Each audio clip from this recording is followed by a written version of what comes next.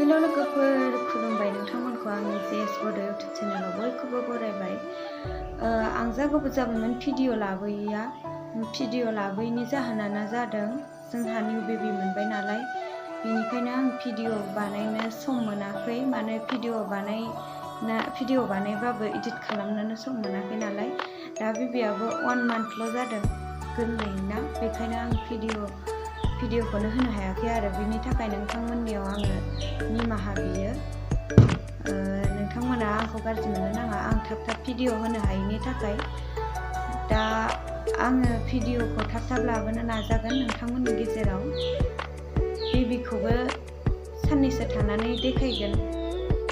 जोंहा थुनथुलाया बेबि मोनखांनायनि अखानायै बेबिनि थाखाय मा लाबोदों बेखौनो नोंथांमोननो एसे देखायलांनोसै। नोंथांमोना बेखिनि भिडिअ